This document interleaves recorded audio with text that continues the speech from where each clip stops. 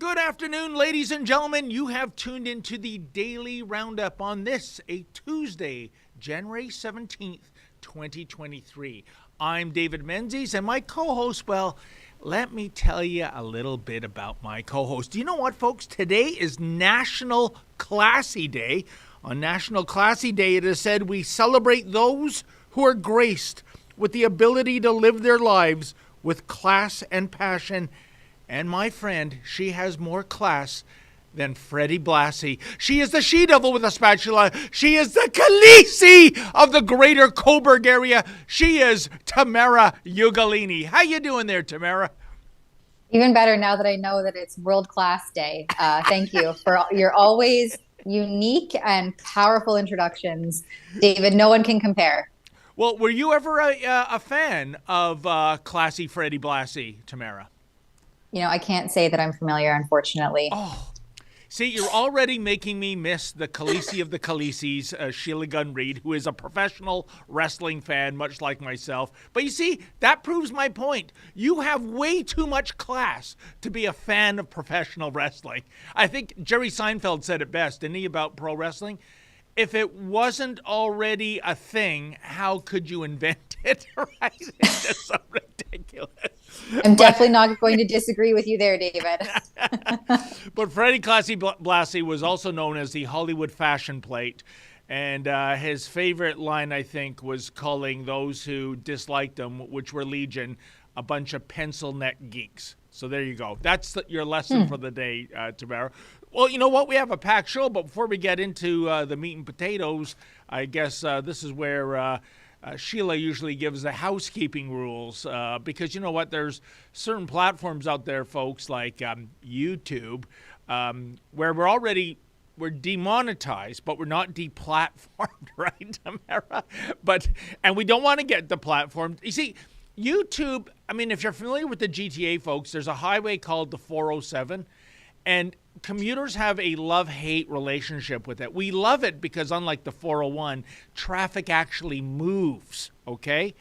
We hate it because at the end of the month, you get a bill in the mail. Yep, they take a photograph of your license plate when you enter the highway and when you leave it, and then Big Brother sends you a big, big bill. It's shockingly outrageous what they charge. So, but you actually got to your destination on time, which is a rarity in these parts. But I digress, Tamara. What do you have to say to the folks out there? Well, I'm going to urge you to join us on an alternative platform because, as David mentioned, YouTube has demonetized us. So we no longer garner any revenue from broadcasting there. But of course, we still want to reach our viewers that have subscribed on that channel. However, if you are on YouTube, you can go over to Rumble, Odyssey, or Getter and join us there. And on those three other platforms, you can also do what is called a super chat or a hyper chat, and where you can give a small monetary donation that comes directly to us and helps to fund our independent journalism because we don't take any of these media bailouts or handouts from the Justin Trudeau Liberals, and that's why we can criticize and critique their workings and their policies.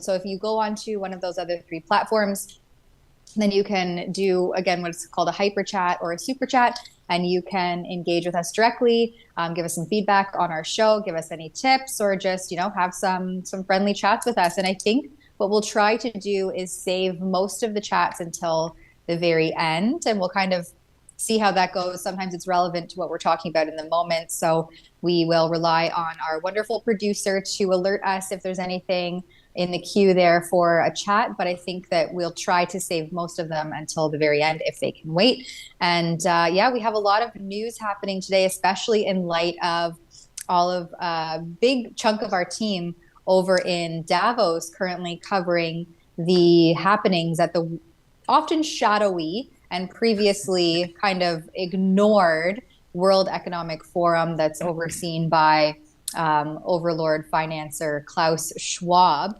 And so I guess let's maybe just get right into it, David. We have a quick clip of Mr. Schwab saying how the global elites must overcome those that are critical of them. That's funny. Cooperation in a fragmented world. At the beginning of this year, we are confronted with unprecedented and multiple challenges. We need to overcome the most critical fragmentation.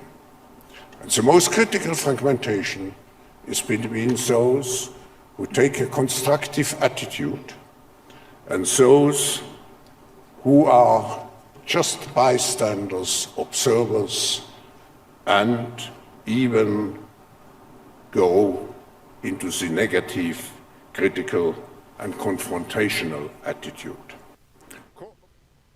Wow, so Tamara, he's kind of like the captain of the Titanic, and there's about to be 1,000 or so lives lost. But he's worried about the PR optics of the ocean liner going down. I mean, and in that respect, Klaus Schwab and Tamara Ugolini, I can't figure out, is he a villain from the James Bond movie series or Matt Helm or Austin Powers or all three combined? It has something to do with that accent, I think. But here's the deal. Mm-hmm. I think he can take a lesson from the Justin Trudeau Liberals because he's concerned about negative and critical and confrontational reporting. Well, maybe that's one of the powwows he'll have with the likes of Chrystia Freeland. I don't think Prime Minister Blackface McGroper is going over to Davos this year for some reason. And that is bribe the media, be the sugar daddy for the media and control the narrative. Because quite frankly, Tamara, I'm of the opinion if that we had a true independent mainstream media that was reporting on scandal after scandal from what the Justin Trudeau Liberals are doing to what Big Pharma is doing, this government would have fallen 2 elections ago. But it is staggering that this is what he's worried about. We have a poor image by some people. Oh, poor baby. What's your take on this, Tamara? Well, I really wanted to highlight how he basically deduced anyone who was critical or engaging in critical thought on some of the things that people like Klaus Schwab are pushing, this Great Reset, which, I mean, he has a book titled The Great Reset. This isn't some sort of out fringy conspiracy theory, but he just deduced all of those people, myself included, and much of the reporting that we do here at Rebel News, as observers. So we're merely deduced to these people who just observe from the sidelines, which is very intentional. When you try to cover or report on these events, it's impossible to get in there without being, formally accredited by whoever they say can come in and cozy and rub shoulders up with the elite. So we've just been deduced to being these sideline observers, which, like a pleb, we're irrelevant here. Even though you think critically and you criticize some of the discussions and point out the hypocrisy of the way that these globalist elites conduct themselves, well, that's okay because you're merely just a sidelining observer. And it really lends to the untouchable nature that these elites seem to hold themselves up to, and they're sitting up, in their high ivory towers. And he says that there's this unprecedented criticism on him and the WEF and all of these globalist organizations. Well, what about the unprecedented human rights and civil liberties infringements that he and all of his high ivory tower billionaires imposed on us, the plebs, those sidelining observers, throughout the last 2 years? I mean, what did they really expect to happen when you take such a heavy-handed approach to an alleged global pandemic and lock down societies, decimate small businesses, engage in the largest wealth transfer of my time, maybe even yours as well, David, not to age you or anything. Oh, how dare you. Now all of a sudden they're like, oh, clutch our pearls, the observers are now criticizing us and we have to make sure that we take some sort of action to squash them. I mean, this is just lends further to how out of touch these globalists truly are. Oh, 100%, Tamara. And a couple of things from what you just said. In addition to buying off the media, in this country at least, what do you want to bet somebody like a Klaus Schwab is a huge fan of Bill C-11, Trudeau's bill to censor the internet? So could there be a day in our Dominion's future, Tamara Ugolini, in which seldom is heard a discouraging word about the World Economic Forum? Another thing I want to address with you, and I think this is important, the apologists on the left of the WF who denounce people who have concerns with the WF, calling those people conspiracy theorists, etc. They say, and they rightly say, it's not an elected body, it has no power, which is true. But here's the thing, Tamara, as you know, they have meetings behind closed doors with the world's leaders, and they are enormously influential in terms of policies ranging from, you name it, vax mandates to climate change. And that's the problem. So I throw it back to those leftist apologists. You know what? You've addressed the real problem here. They are non-elected. They are unaccountable. They have a disproportionate amount of power in terms of influence to those who are elected and accountable. What do you say, Tamara? Yeah, and they're just financiers, right? Money talks, and you can put a price on pretty much anything. And so when you have these billionaires with no skin in the game, really, as to how especially the last 2 years have played out and affected the little guy, then of course they're going to be up there rubbing shoulders, being out of touch, unaware of what's happening on the ground, the harms. They're probably largely, and from what I've gathered anyway, especially being in Berlin, Germany, covering the World Health Summit there, is that these bureaucrats are largely unaware of the harm and devastation that they have caused people. And everybody who is aware is just too afraid to bring it up and ruffle any feathers and speak openly about it. So it begs to question whether or not they're actually aware of what they're doing. So if there's, this sinister conspiracy theory plan in place here, or if they're just so out of touch, so, setting off into the sunset in their yachts and what have you, that they really have no idea the harms that they're imposing onto people on the ground with these policies and trying to squash dissidents and threaten those who oppose you or criticize you. I mean, that's only going to fuel further conspiracy. That doesn't help or lend a compassionate ear to what you're discussing. People are just going to get further and further unimpressed and displeased with these speeches because their concerns are being gaslit and ignored. And we saw that when one of our correspondents, Avi Yamini from Australia, recently confronted the head of CNBC, a mainstream media outlet, who's a welcomed participant, really, in what's happening in Davos currently. And he was just simply asking him some polite questions, and he was threatened with assault or that he was going to get punched out as a result.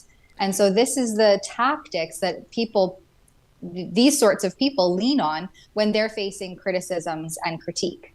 Yeah, and before we roll that video, Tamara, I think you're absolutely right, and it about the double standard that people identify. The average Joe and Jane going to work, putting in the 9 to 5 and beyond hours, trying to pay off a mortgage, buy their groceries. They're not dumb. They know a shyster when they see one. So when we see Klaus Schwab saying, turn back the clock to the Flintstone era, live your life that way, and yet these people have private yachts. We have a report coming up, I understand, we counted the number of private jets flying into Davos. Mm-hmm. Oh, you don't think they're taking the commuter red eye across the pond, do you, folks? I mean, really, eat bugs instead of steak, but I've never seen a cricket writhing in Klaus Schwab's lips. It's, again, do as I say, not as I do. One rule for thee, one rule for me. And that's the amazing thing, about Klaus Schwab, the original topic about we have an image problem. Yeah, you do have an image problem. You know why? It's not bad optics. It's bad reality. You practice one thing and you preach another. So, Klaus, if you can get your fat ricotta cheese candy ass on a bicycle and start eating insects, I'll tell you what, I'll double down on that too. But I see you getting around in a chauffeur-driven limousine. I see your biggest dilemma at lunchtime, is it going to be a ribeye or a T-bone as opposed to a mealworm or a cricket? So until you start leading by example, then I'm not going to buy in. That's the reason you have a bad image issue with the WEF. It is because of the reality of you people, and I'm talking about the elites here, Tamara, being absolute hypocrites and having the chutzpah to pretend otherwise. Yeah, and then taking force and attempting this gaslighting, squashing of any dissent, any dissidents. So let's maybe just show that clip of Avi. I think that was just today, and the time change is a bit wonky. So yesterday for them, today for us, being accosted by this mainstream news reporter in Davos. It's a beauty. How you doing, sir? Can I ask you what CNBC is doing here? I can't ask you? No, you can't. I'd rather you didn't put a camera in my face, thank you. Really? But you're here as an invited guest and you're an editor for CNBC. Don't you think that's a bit of a conflict of interest? I'd like you to go away. I haven't agreed to an interview. If you're doorstepping me, go away. Seriously, take my camera. Don't touch the mic. Get away from me, brother. You're meant to be speaking truth to power. Are you here just to take your marching orders? Is that what you're here for? Do you want to go away? Not really. I'm here to do what you should be doing. Yeah? Please take this out of my mouth. I'm going to have you escorted off for security. All right. Do that. There you go. CNBC. Their job is supposed to be doing what he's complaining I'm doing. And now he's calling security to escort me off the premises. Well,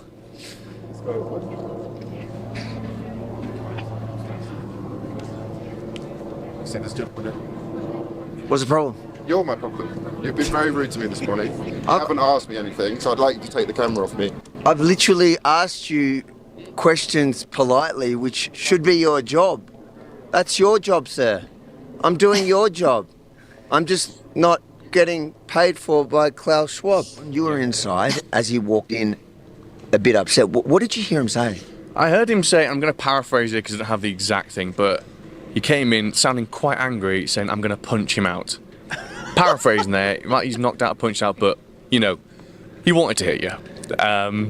Didn't know it was about you until I came out, and then I heard somebody else complaining about you to your face. That point I realised Avi had a word with him. Now, you forgot about it when you told me this, but I mic'd you up a little earlier. Oh, yeah? So we're going to go back quickly and check if we caught that on audio. Hopefully we did. Avi. You got it? Yep.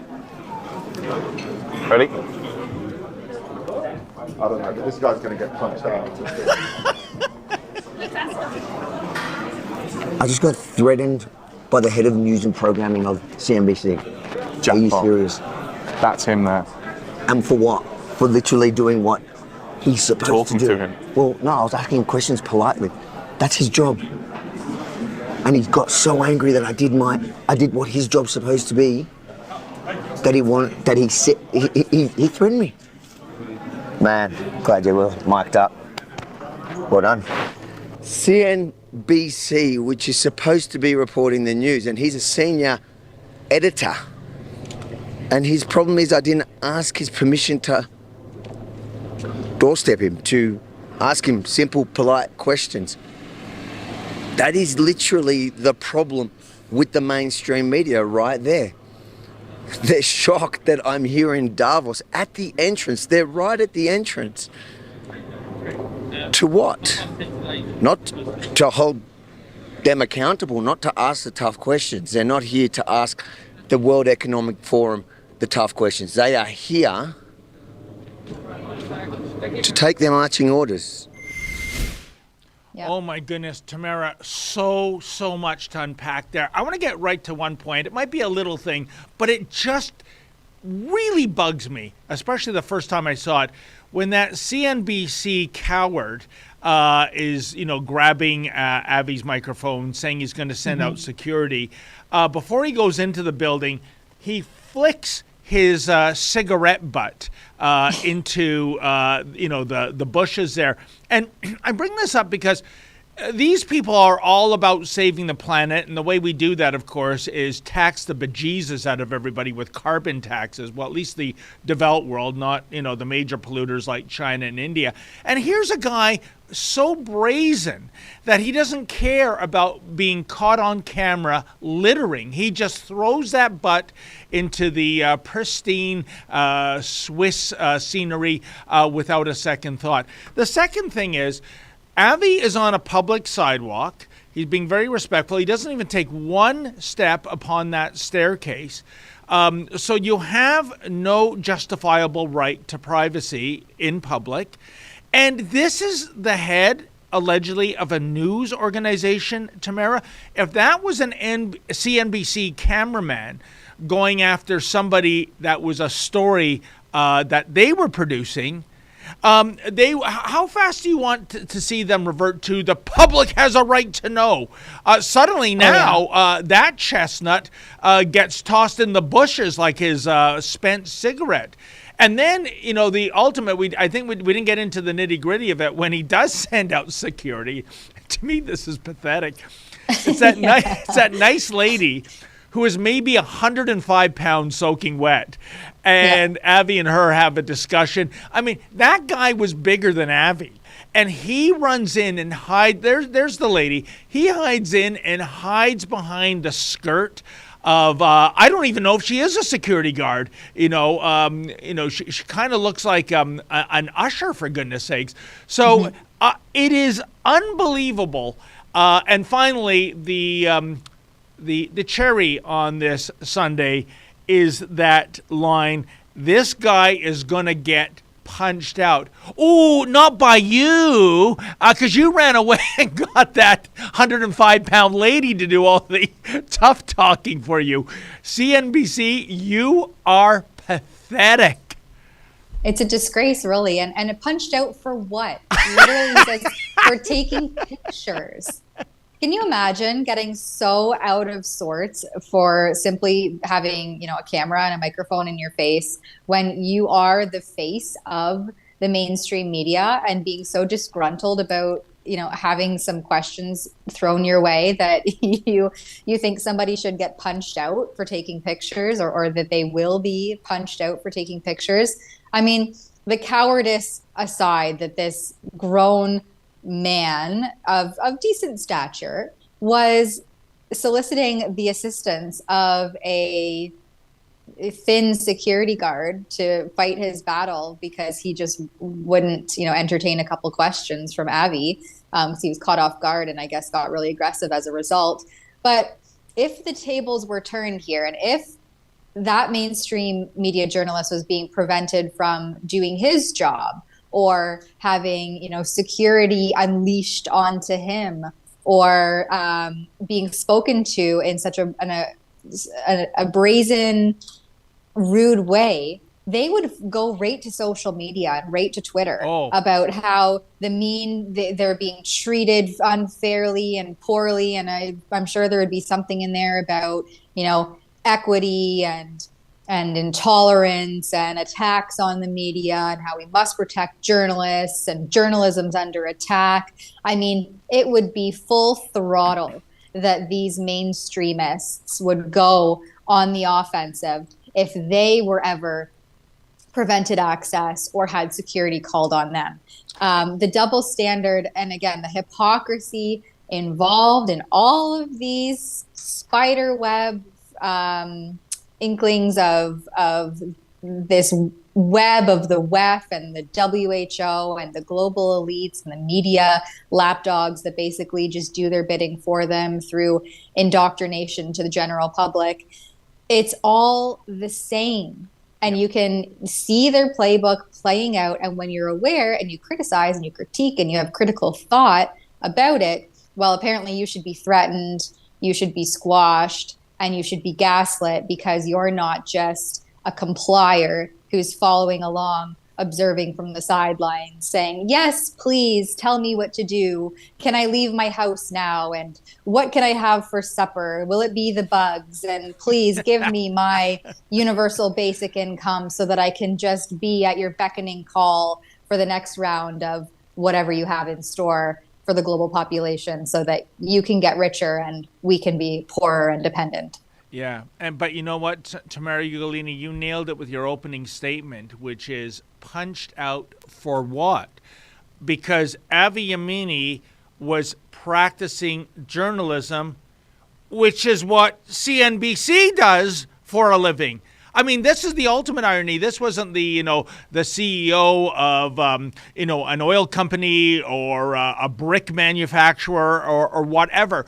This is somebody whose bailiwick is practicing journalism, but when that's practiced upon him, it's a capital offense, and the reporter needs to be punched out. Gee, this guy hails from the land of the First Amendment. You couldn't make this stuff up. It's absolutely outrageous. Well, before we get to more WEF insanity, folks, I think we need to take an ad break here, and then we'll come back to, I had a little encounter, shall we say, with none other than Chrystia Freeland. She's not over there in Davos yet. Maybe she's still stocking up on crickets or something. But in the meantime, let's run one of our merchandise ads. We'll be right back after this. If you want to look good and shine like me, you can do so at our store. Go to ribbonnewsstore.com. On this website, you have so much different style to wear, as this one, my favorite one, Justin Castro. With my code Alexa10, you will have 10% off on your next purchase. So don't hesitate, go now and look so good like me. Oh, hey guys, thanks for watching the live stream, and sorry for interrupting, but I just wanted to pop on to tell you about this incredible sweatshirt that I'm wearing, but also all the other great merchandise that we have available at rebelnewsstore.com. We're adding new stuff all the time, so be sure to keep checking. Even if you shop today, there might be something new tomorrow. And if you are shopping, be sure to use the coupon code Sheila10 for 10% off at checkout. Again, it's rebelnewsstore.com, coupon code Sheila10 for 10% off at checkout. And Tamara Ugolini, here, use code Tamara10 and you'll get 10% off of your order at rebelnewsstore.com. Never mind Tamara 10, David 10 for your 10% off. But, I'll tell you, folks, sometimes you got to spend money to make money. And I told this anecdote to Sheila Gunn Reid. I got to tell it to you, Tamara Ugolini. Lady Menzoid, twice without asking, she was wearing the Justin Castro t-shirt, our number one best-selling piece of apparel from 2022. And that might carry over indeed till 2023. And you know what happened?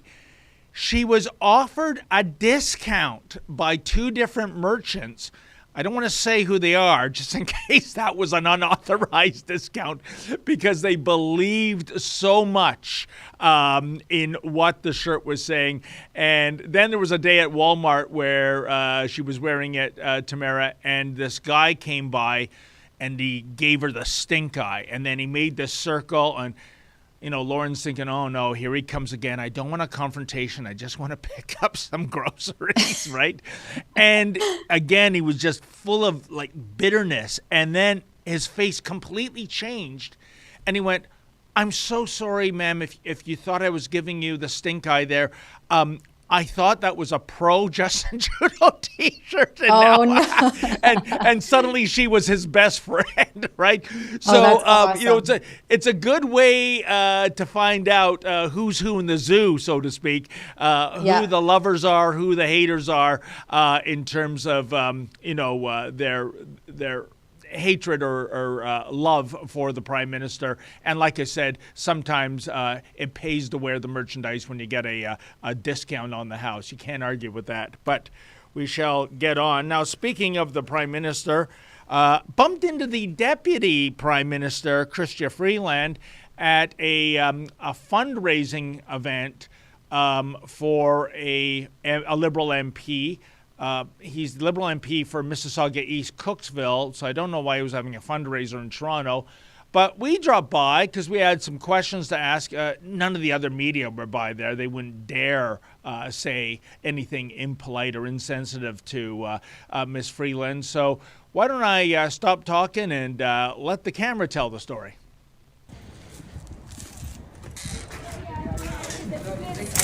Ms. Freeland, how you doing there? Who are you? Hold on. Dave Menzies. Whoa. Hold on a second. Did anybody invite you? Who are you? I'm who I am. Okay. I am who I am. I'm who I am. Please. Where are you going to guys, go? Hey, you know what? If you're not invited here, sir, you're trespassing. It's time for you. I'm with your CMP. Oh, that's gold. Oh, boy. I'm who I am. Imagine. Yeah, I had no idea, Tamara, that Popeye the Sailor Man was providing security for Chrystia Freeland, and there we are getting the bums rush. These are allegedly Mounties. They're either Mounties or mafioso. It's hard to tell these days. And really, is there a difference? So I think that same clip is on a loop right now. I don't know who the guy there who's just laughing his ass off, but that's my kind of liberal. He has a sense of humor at least, right? But here, as we were pushed to the curb under threat of trespass, here were some of the questions. So if Chrystia Freeland is tuned in, here is what I wanted to ask you last night. You recently designated $2 billion, yes, billion with a B, Tamara Ugolini, $2 billion to be spent on buying shares in a corporation that does not exist. Can you explain this? You had nothing, below the board there, right? Why do you continue to sit on the board of trustees of the World Economic Forum? In 2012, true story, folks, before you, and I'm talking about Freeland here, before you entered the political arena, you wrote a book entitled Plurocrats, The Rise of the New Global Super Rich and the Fall of Everyone Else.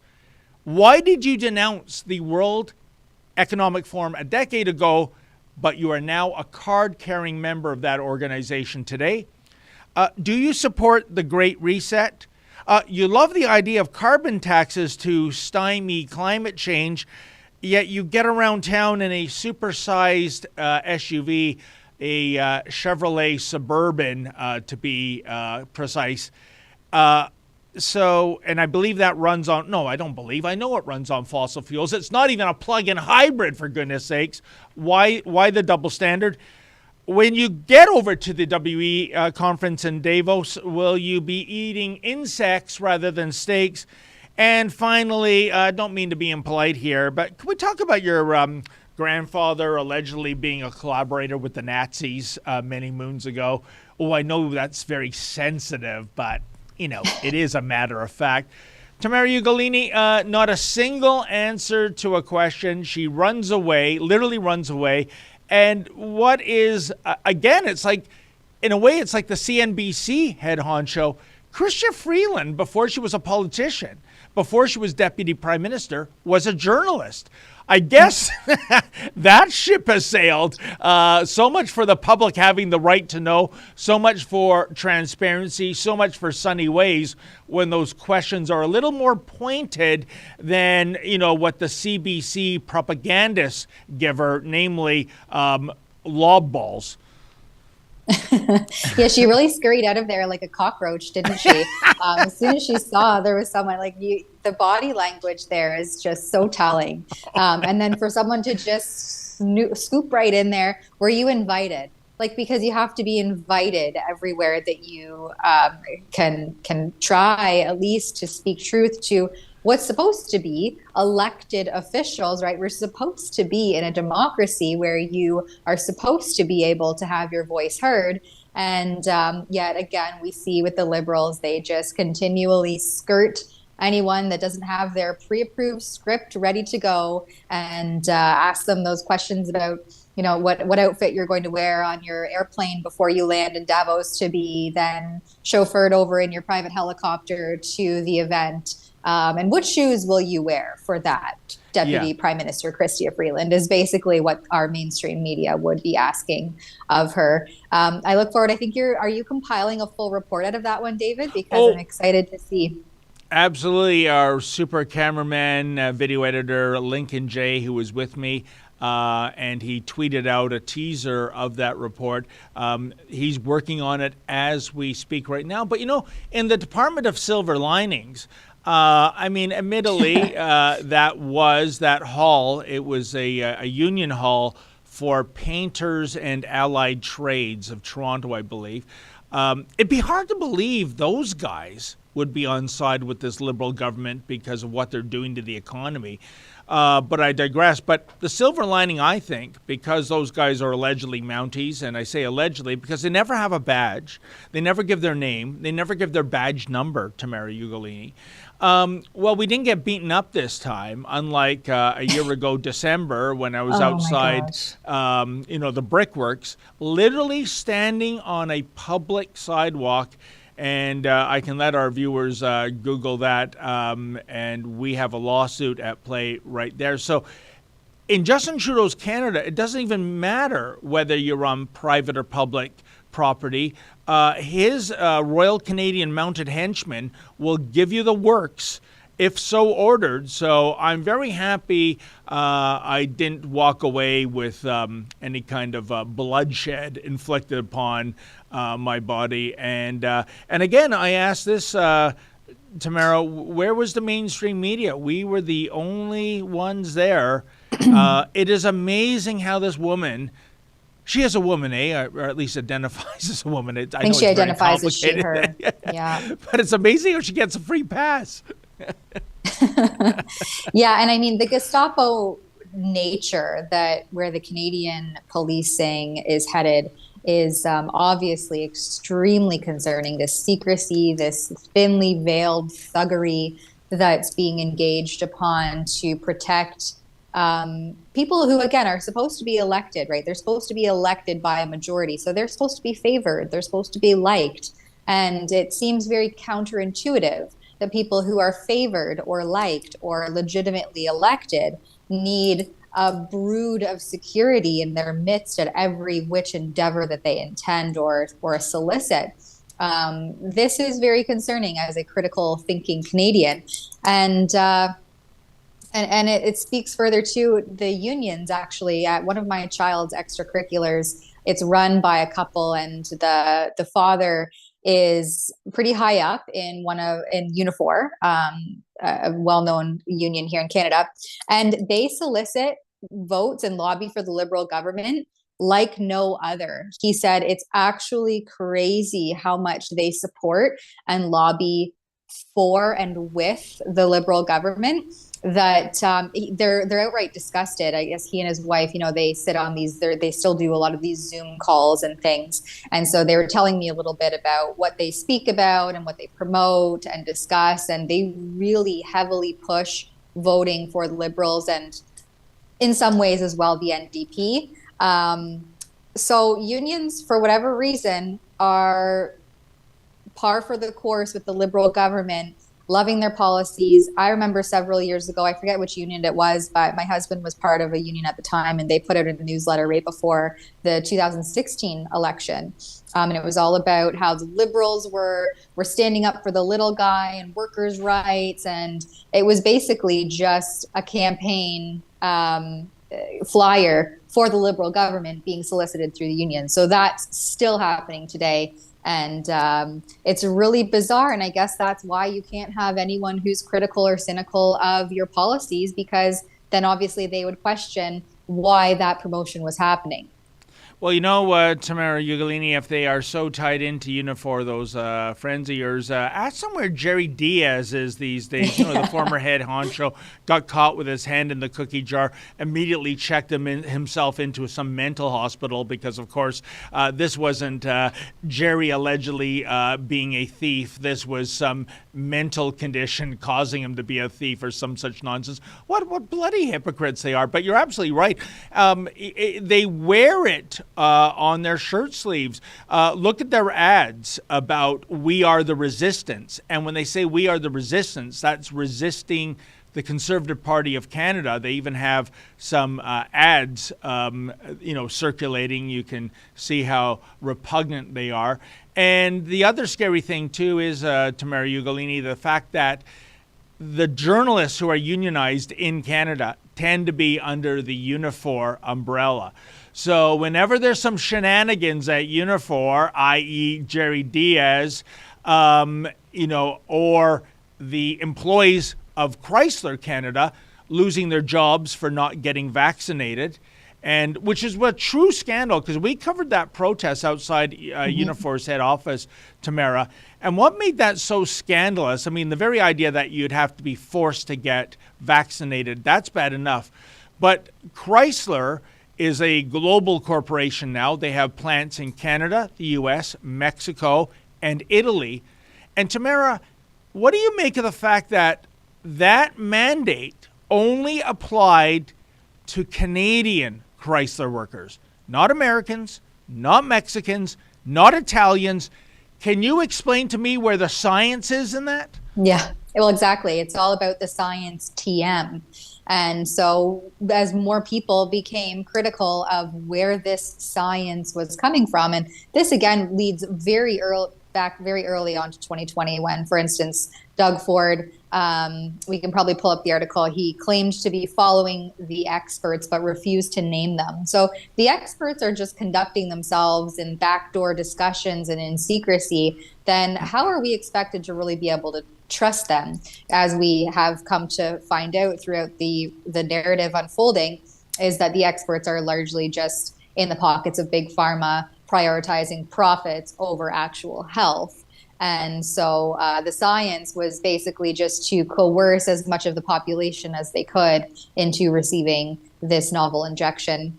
For whatever reason, Canadians were the most compliant, ready to go along to get along population with an extremely high, as much as we're told anyway, extremely high uptake rate, and eager to continue rolling up and kind of keep going through this revolving door of injection after injection. But nonetheless, we're a little bit off topic here, so we still have a couple of Tamara, things. before we move on, I want to correct you about something, because I'm afraid you didn't do your due diligence when it came to stating that Doug Ford had said he's following the experts. You didn't read the fine print, my friend.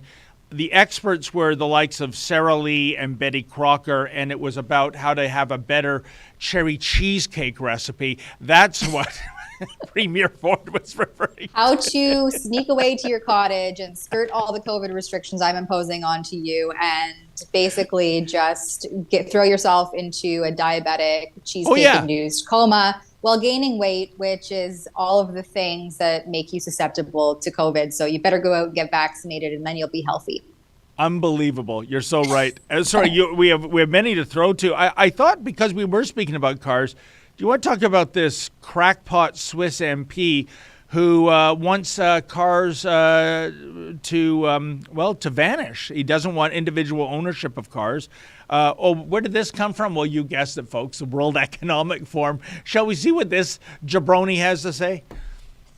important for policy is really to change the rules of the game, no? So that sustainability becomes the easier choice, not just for the people, but also for the companies, no? So also then changing the way districts work. For instance, in Zurich, we have a lot of districts where you actually don't need a car because all the activities, no, school, buying something, everything you can do in walking distance, no?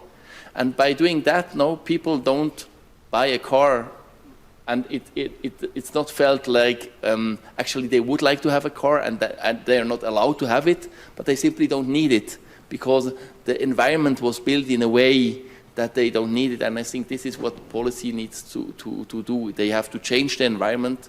So a sustainable lifestyle, a lifestyle in harmony with nature is the easiest way to go. And also for the companies, no? And here perhaps a last point. I really like what you said on following through, no? We had all these nice commitments. We had the Paris Agreement.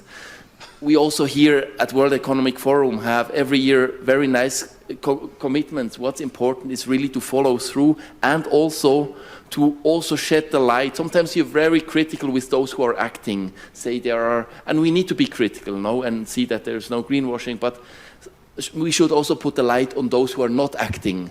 And I think policy needs to try, and I think, for instance, Biden's suggestion that the government only buys with companies who commit to Paris, who commit to science-based targets. I think that's a smart policy. So that policy tries to leverage also the action from companies and somehow gets all companies to act. No, I think this is a smart way to do politics. Oh, Tamara, this guy with his live with nature, why doesn't he just crawl into the forest and live there? Here's the thing, the fatal flaw in his premise, well, there's several, but the first thing is maybe you don't need a car. Yeah, so what? I want one. In fact, before I die, my dream is to get a beautifully restored muscle car from the mid-'60s to the early '70s. And of course, if I really play my cards right, as you know, I want to get that replica Batmobile from Fiberglass Freaks in Indiana. But I digress. The thing is, the car is the ultimate independence machine. Oh, and by the way, if he's still on the COVID-19 narrative, masking, social distancing, staying isolated, how do you achieve that in a commute the best? In your own car, essentially an aquarium on wheels, or being crammed into a subway or bus with everybody else breathing everyone else's airs? Oh, suddenly, the COVID narrative and the public transport narrative, they don't seem to align. But I would even say this, Tamara, I mean, for some people, a car is, about as romantic as a washing machine or a refrigerator. But for other people, a car, well, it's part of the pop culture. We sing songs about cars. We have the car chase in movies. When it comes to me, I don't care if I'm retired. I still want a car in the driveway. And to paraphrase the late, great Charlton Heston regarding firearms, they can take my steering wheel when they pry it from my cold, dead hands. Well, and this sort of policy may work well in Europe or in Switzerland, but maybe he should come out to any part of rural Ontario or the vast geographic wealth that we have in Canada. I mean, good luck getting around on public transportation if you live even remotely outside of any sort of city center, which I think that many people, in light of the handling of COVID, have fled these mega cities, and especially these, smart cities and the condo life and apartment living, because you were confined. You were forcibly confined, really and truly, during that peak hysteria in the spring of 2020, to your cubicle of a house. If you lived in a condo or if you lived in an apartment, everything was shuttered, from playgrounds to parks to community centers to your workplace, to the transit system as well. Like, what an unreliable thing to have when every aspect of society shutters down on you, well, of course you want to go out into sprawling nature with a home and a vehicle, because otherwise you've been forcibly confined into your tiny cubicle of a condo. And I think this really awoke many people who were living that lifestyle, and we have seen mass exodus into more suburban, rural area throughout the last 2-3 years. So I would invite that Swiss MP to check out any part of Canada and try to institute this no car policy onto anyone living even remotely remote in terms of out of city centers in main centers here in Ontario or any other province, really. There's a couple places where this may be achievable, Toronto, Montreal, Vancouver, Calgary, Edmonton. But other than that, the infrastructure is just not there, and nor could it be reasonably because of the geographic sprawl we have in this vast country. And Tamara, I would argue this, even when you have a dense urban environment, one factor you've forgotten to mention, well, at least as it pertains to Toronto, and I thought I would never see this, living most of my life in Toronto when it was known as Toronto the Good, is that people are frequently getting assaulted and even murdered on the subway system for minding their own business. It is absolutely shocking what's going on there. I know some young ladies in my circle. They tell me, Tamara, if it's nighttime, they're not taking the subway. I never used to hear that, and I don't blame them, right? Because right now you have subway cars that are serving as sort of a hotel on wheels for those who have mental health issues, who might be violent, I'm sorry to say, and you don't know what you're getting into, especially if you're a young female who is vulnerable. So, that's the sad reality of it. And I want to say one thing. Elon Musk, he so nailed it with a quote when it comes to public transit, even when you live in the big bad city. The problem with public transit is that it doesn't pick you up where you are, and it doesn't drop you off where you want to go, right? There's always some transfer involved, some walking involved, so good for Elon Musk. I hope he sells those Teslas by the bushelful, even though so many of the lefties now have buyer's remorse regarding that. You know what? Why don't we take our second ad break, which we must, and then maybe we can get back to some of those super chats that have rolled in, presumably.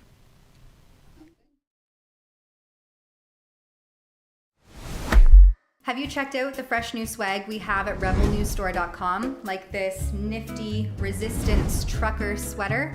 We have warm, cozy sweaters, t-shirts, mugs, hats, phone cases, you name it. Everything to fit your freedom-loving needs, or maybe even trigger a liberal family member or friend. And for a limited time, you can use code TAMARA10 at checkout to save 10% off of your total order. So head on over to rebelnewsstore.com, check out all of our new designs, make some purchases, and use code TAMARA, that's TAMARA 10 at checkout for 10% off your order. Head on over, check it out. That's right, Tamara 10, folks. You heard it here first. We have to, before we get into the super chats, and we only have a couple, we should probably just touch quickly on this Danielle Smith reneging on her campaign promise. It was in the title. So, as any good politician does, they campaign on giving pardons to COVID infraction bearers. And now she says basically that because the Canadian system doesn't work like the US system, that there's no place for a pardon to happen in the province of Alberta. And so this is the newly elected premier of Alberta. And I found it really interesting all throughout this article that there's a lawyer who basically contradicts what Smith had said, and says that there is space in there to contemplate legislation to provide amnesty to anyone who received these COVID infractions or fines. You know, if you gathered outside with more than 5, or you didn't wear a mask, or these various ridiculous impositions that were placed on the general public under the guise of health and safety COVID-19 public health orders. And they actually reference here about three-quarters of the way down. Just before Christmas, Danielle Smith, told Rebel News that she was meeting with prosecutors and urging them to consider that she believes the public is no longer on side with prosecuting such cases, so COVID-19 cases. And so they've watched, obviously, her interview with Ezra. That was done a couple weeks ago. I think that was just before Christmas that they conducted that interview. And I don't know if we released the full one, but they presumably would have had to watch that behind the paywall. So I thought that was a little bit interesting and fun that there's a reference directly there to Rebel News, not Ezra himself, who conducted the interview with Smith, which is really well done. Great interview. What do you have to say about, you know, Smith taking typical politispeak and reneging on some of her campaign promises? I'm saddened, Tamara Ugolini. I remember the phrase, those who do not study history are doomed to repeat it. This is precisely why Jason Kenney is yesterday's man in Alberta. I have to ask myself, who is Danielle Smith reaching out to? Is it the left? Is it the mainstream media? Well, same thing. These are people who hate you and who are not going to vote for you no matter what you say. You know, Tamara, I've talked to Sheila about this. There are polls out there indicating that when the election happens, I believe it's in May of this year, indicators are that the Rachel Notley NDP might form government. When I first saw that, my jaw hit the linoleum. But now, with those kind of statements, with reeling things in, going back on promises, saying, well, that's not what I really meant. This is the yellow brick road to disaster. And I'm not saying that hardcore conservatives in Alberta are going to go, oh, Rachel Notley, she's the woman for me. They'll just stay home, and the disaster will ensue. I am so saddened by this. And, she better realize who her audience is. I mean, it's kind of like that ludicrous New Year's Day tweet from Aaron O'Toole, a true failed fake conservative, a lying loser who keeps on lying and losing, who said that his 2023 wish, and think of all the stuff that's afflicting us right now, Tamara Ugolini, fuel prices, inflation, housing markets falling, you name it. And he says, I'd like those F. Trudeau flags to go away. They're very vulgar. I mean, are you kidding me? Go out and talk to the people waving those flags. And I'm no fan of profanity. You don't see me dropping F-bombs. But I understand cause and effect. And these people are furious because they lost their homes, their businesses, their livelihoods. A lot had to do with vaccine mandates. And you're worried about a piece of fabric that might be offensive to the leader of the opposition, i.e. Prime Minister Blackface McGroper. Are you kidding me, Aaron O'Toole?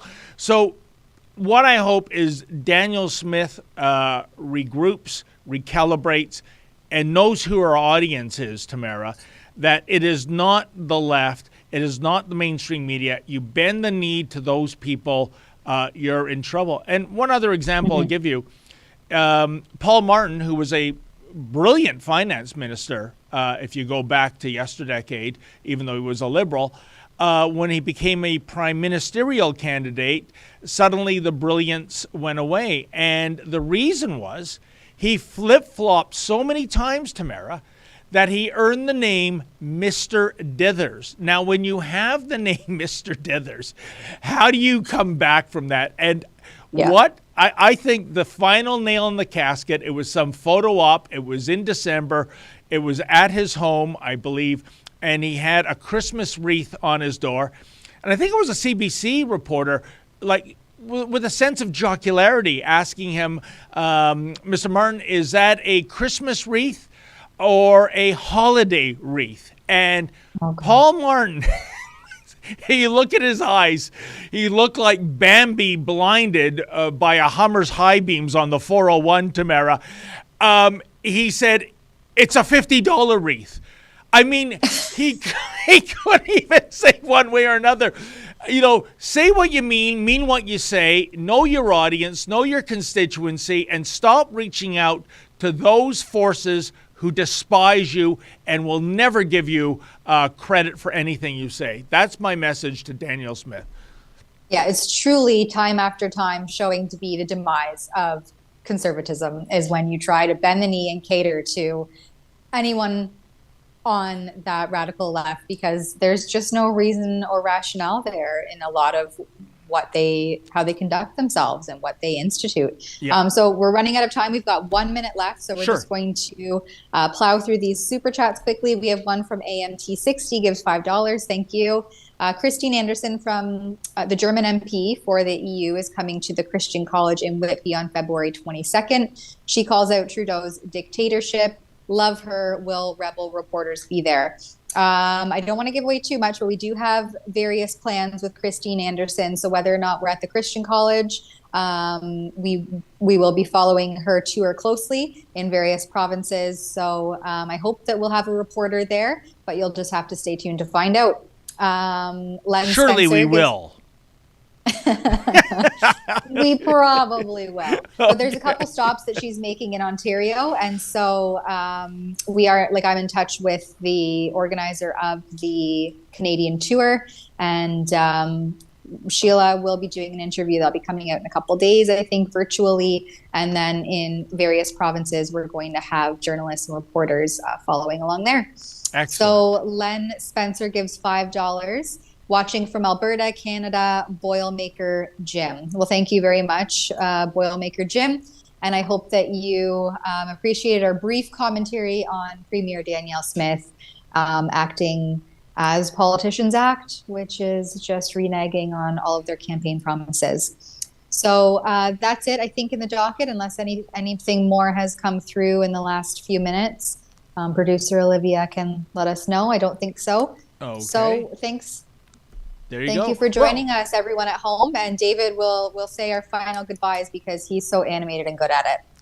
Well, thank you so much for filling in for the She-Devil with a Sword, Sheila Gunn Reid, Tamara. It's always a pleasure. And thank you to Maurizio and Olivia behind the boards. And thank you to everybody that tuned in, especially those who gave a couple of bucks to keep the lights on.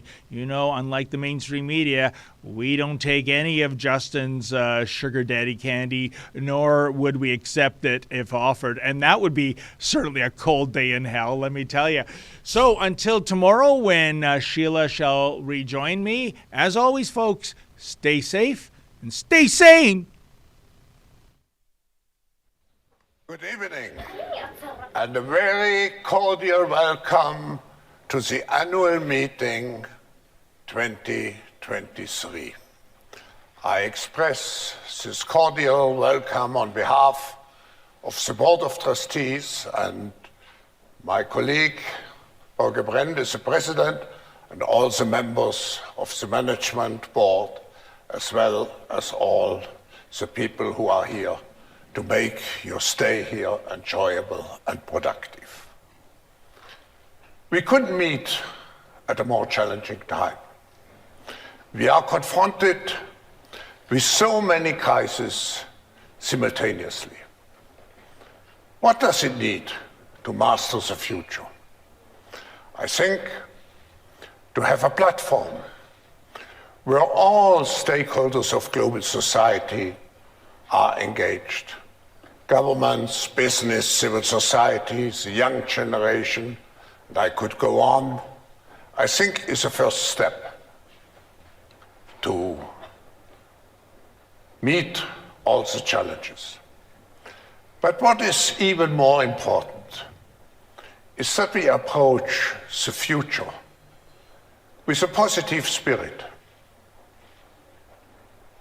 with a spirit which reflects human creativity and ingenuity. And for this reason, it's very appropriate to begin this annual meeting with the participation of great artists featuring culture and the arts. We have to uplift our hearts. We have to restore a notion, despite all the headwinds, of optimism. And we have to integrate into everything which we are doing our hearts. Only if we are involved with all our passion to construct and to shape the future, I'm convinced we will overcome the present multi-crisis. So again, a very cordial welcome